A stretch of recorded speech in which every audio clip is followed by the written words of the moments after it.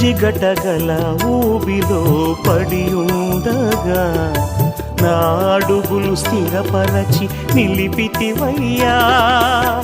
హిసోపుతో నన్ను కడుగుము యేసయ్యా, హిమము కంటెను తెల్లగా మార్చయ్యా.